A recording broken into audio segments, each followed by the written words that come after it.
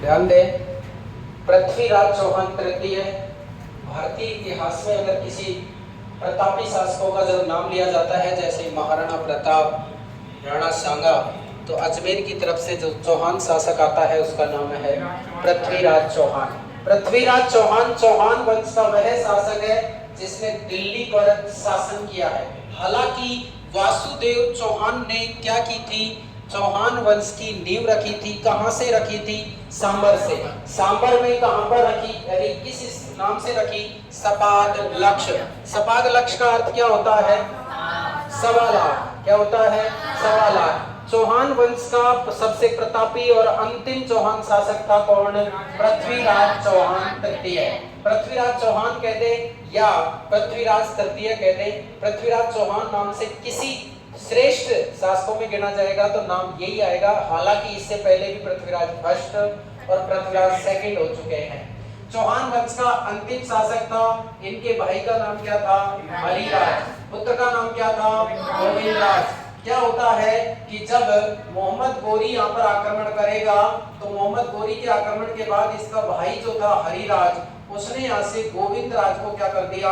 भगा दिया। और गोविंदराज ने कहां पर जाकर? रणथंबोर में जाकर, रणथंबन पहाड़ी पर जाकर रणथंबोर के चौहान वंश की क्या रखी? नींव रखी। तो रणथंबोर के चौहान वंश का संस्थापक कौन हो गया? सांबर के चौहान वंश का संस्थापक कौन था? वासुदेव चौहान। जालोर के चौहान वंश का संस्थापक कीर्तिपाल। कौन था? कीर्तिपाल। इनके पिता का नाम क्या था? सोमेश्वर चौहान। क्या नाम था? सोमेश्वर चौहान। माता दिल्ली के अनंगपाल तोमर की पुत्री थी, नाम क्या था? कर्पूरी देवी। जब इनका जन्म हुआ 1166 में, 1166 में जब जन्म हुआ तो आपको पता होना चाहिए, यहाँ इसके बाद इनके पिता जो सोमेश्वर चौहान है, इनकी क्या हो चुकी थी? मृत्यु हो चुकी थी। मात्र 11 वर्ष की उम्र में 1177 में ये क्या बनते हैं? शासक बनते हैं। लेकिन जब ये शासक बने थे, 11 वर्ष की उम्र का बालक क्या शासन चला सकता है? तो इनका जो प्रारंभिक देखभाल है, वो प्रारंभिक देखभाल पहले तो इनकी माता किसने की? कर्पूरी देवी ने। और शासन की बागडोर संभाली इनके मंत्री, जिनका नाम था कौन? कैमास। कैमास को कदम्बवास के नाम से भी जाना जाता है। किस नाम से? कदम्बवास। कैमास कहें या कदम्बवास। इस कैमास ने कौन सा किला भी बनाया था? नागौर का किला बनाया था। इनके सेनापति का नाम क्या था? भुवनमल। क्या नाम था? भुवनमल। जन्म इनका गुजरात में हुआ। गुजरात में कहां पर? अनहली पाटन। अनहली पाटन गुजरात में जन्म हुआ। 11 वर्ष की उम्र में सिंहासन धारण करने पर इनके चाचा नागार्जुन और अपारगम ने क्या कर दिया? विद्रोह खड़ा कर दिया और उन्हें पराजित करके इस विद्रोह को क्या कर दिया? इन्होंने समाप्त कर दिया। ध्यान रहे, पृथ्वीराज चौहान तृतीय की जो पल्सर गाड़ी थी उसका नाम क्या था? नाट्यरंगा था। पृथ्वीराज चौहान को भारतीय इतिहास में दल पुंगल और राय पिथोरा के नाम से जाना जाता है। दल पुंगल और राय पिथोरा के नाम से किस शासक को जाना जाता है? पृथ्वीराज चौहान। इनके समकालीन दिल्ली का शासक कौन था? अनंगपाल तोमर। कौन था? जो कि पृथ्वीराज चौहान तृतीय का लगता था कौन? नाना। जैसे कि महाराणा प्रताप का नाना कौन था? अखेराज सोनगरा। अखेराज सोनगरा ने ही महाराणा प्रताप के क्या किया था? राज तिलक किया था। तो दिल्ली का अनंगपाल तोमर जो था, उनके कोई भी पुत्र नहीं था। दो पुत्री थी, एक कर्पूरी देवी और एक सावित्री देवी। कर्पूरी देवी का पुत्र था पृथ्वीराज चौहान और सावित्री देवी का पुत्र था कन्नौज का जयचंद गढ़वाल। तो जयचंद गढ़वाल और पृथ्वीराज चौहान, इन दोनों में प्रतियोगिता थी किस बात की? दिल्ली को उत्तराधिकार को लेकर। लेकिन हुआ क्या कि उस प्रतियोगिता के दौरान अनंगपाल तोमर ने क्या किया? चांदी के थालों की प्रतियोगिता करवाई कि जो चांदी के थालों की गड्डी को एक बार में तलवार से काट देगा, उसे ही दिल्ली का अगला शासक बना दिया जाएगा। लेकिन हुआ क्या कि प्रतियोगिता असफल रही। चांदी के थालों की गड्डी को दोनों ही शासकों ने क्या कर दिया? काट दिया। तो जो अनंगपाल तोमर है वो कर्पूरी देवी को ज्यादा चाहता था और पृथ्वीराज को शासक बनाना चाहता था। तो उस प्रतियोगिता के असफल होने की स्थिति में अनंगपाल तोमर ने शर्त रखी दूसरी, क्या कि चांदी के थालों को काटने के बाद जिसकी तलवार जमीन में ज्यादा गड़ी है उसे ही अगला दिल्ली का शासक बनाया जाएगा। तो ये कर्तव्य दिखाया था किसने? पृथ्वीराज चौहान ने। तो दिल्ली का अगला शासक किसने बनाया? पृथ्वीराज चौहान तृतीय को। तो दिल्ली पर अधिकार करने वाला शासक तो कौन था? विग्रहराज चतुर्थ। ठीक है, लेकिन दिल्ली पर शासन करने वाला अगर कोई व्यक्ति है तो वो कौन था? पृथ्वीराज चौहान तृतीय। बात समझ में आई? अब क्या होता है, एक जयचंद गढ़वाल जो है वो अपनी पुत्री थी जिनका नाम क्या? संयोगिता। तो संयोगिता का रखते हैं क्या? स्वयंवर। लेकिन उसमें पृथ्वीराज को आमंत्रित नहीं करते। जब नहीं करते तो पृथ्वीराज का पुतला बनाकर गेट पर खड़ा कर दिया। और स्वयंवर के दौरान हुआ क्या कि संयोगिता ने स्वयंवर में आने वाले किसी भी राजा महाराजा योद्धा का कोई वरण नहीं किया और जाकर मूर्ति जो थी किसकी? पृथ्वीराज चौहान की, उसको वरमाला पहना दी। और उसके बाद पृथ्वीराज चौहान भगा कर ले आए किसको? अच्छा जी, तो नाट्य रंभा पर बिठाकर किसको लाए थे? और संयोगिता से अजमेर में लाकर कर लिया क्या? विवाह कौन सा था? गंधर्व विवाह। प्रेम विवाह की संज्ञा दी जाती है संयोगिता और इसके विवाह को। आपको पता होना चाहिए कि पृथ्वीराज चौहान तृतीय का एक मित्र हुआ करता था। मित्र का नाम क्या था? नाम क्या था? चंदर या चंद? बोलो, चंदर या चंद? चंदवरदाई। क्या नाम था? चंदवरदाई। ये जो चंदवरदाई था ये इनका मित्र भी था, इनका दरबारी विद्वान भी था, सलाहकार भी था, और एक जिगरी दोस्त जिसको कहते हैं वो था कौन? चंद्रवरदाई। चंद्रवरदाई ने एक ग्रंथ लिखा है जिसका नाम क्या है? पृथ्वीराज रासो।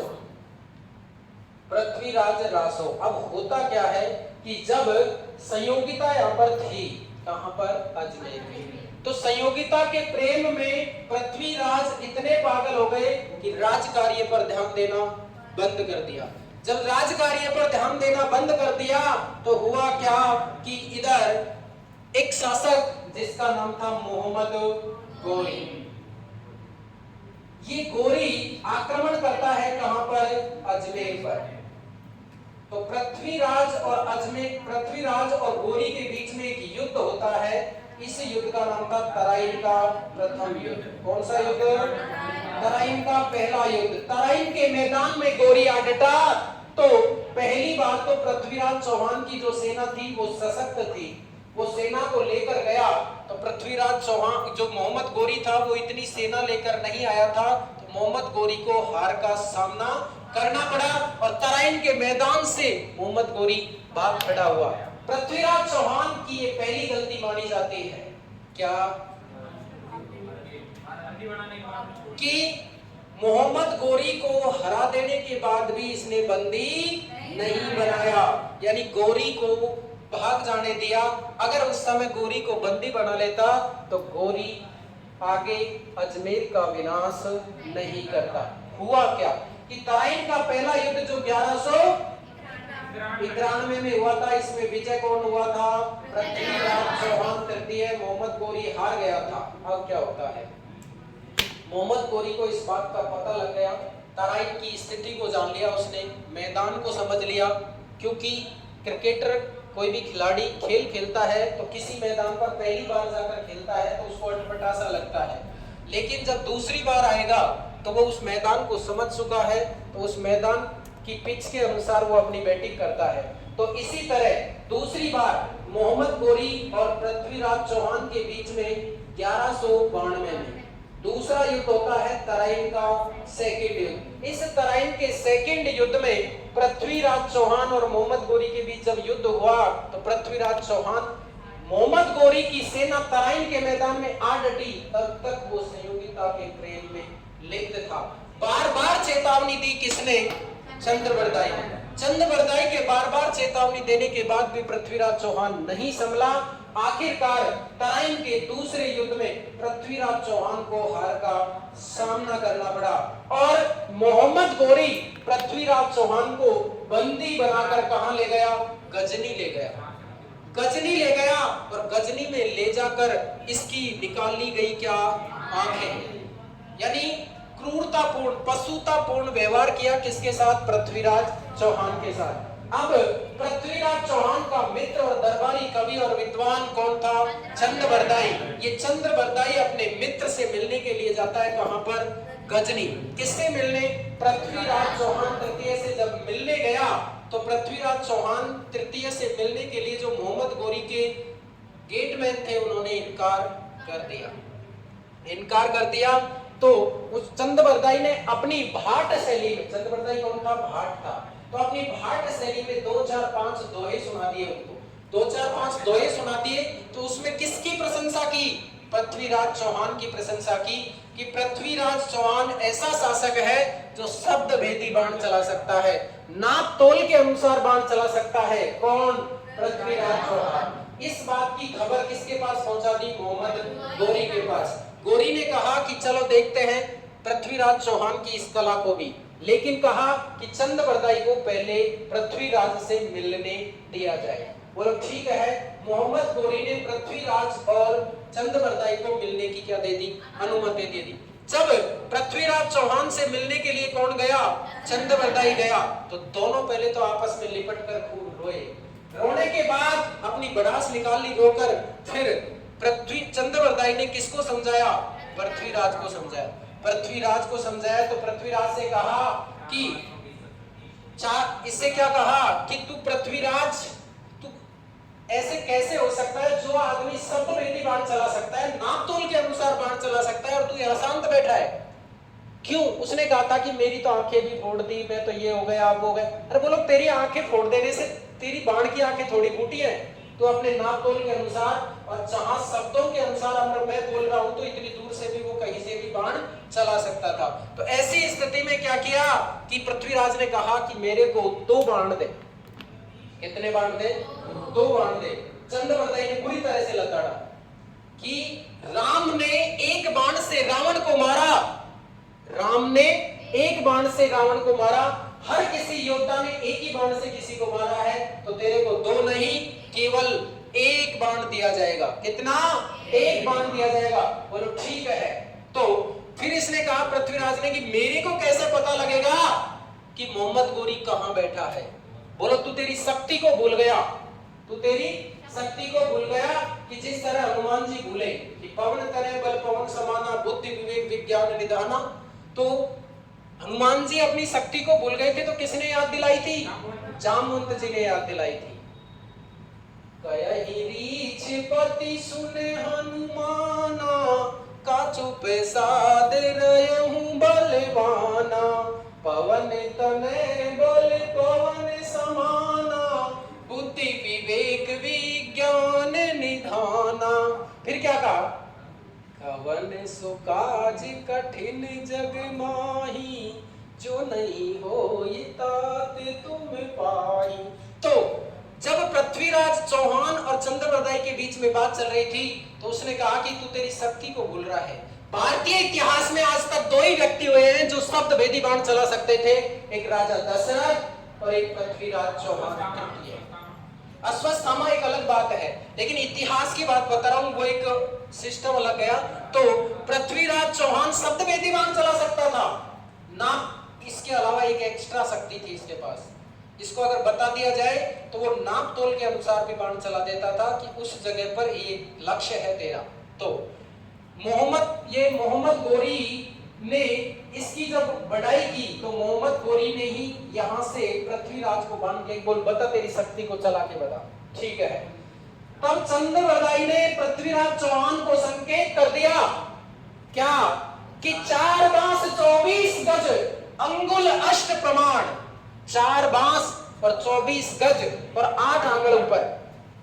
4 बांस 24 गज और 8 आंगल ऊपर कौन बैठा है? सुल्तान। कौन? मोहम्मद गोरी। 4 बांस 24 गज अंगुल अष्ट प्रमाण, ताऊ पर सुल्तान बैठो है, मत चूके चौहान। इस स्थिति में मोहम्मद गोरी ने भी जब चंद्रबरदाई ने ये दोहा बोला तो वहां क्या बोला?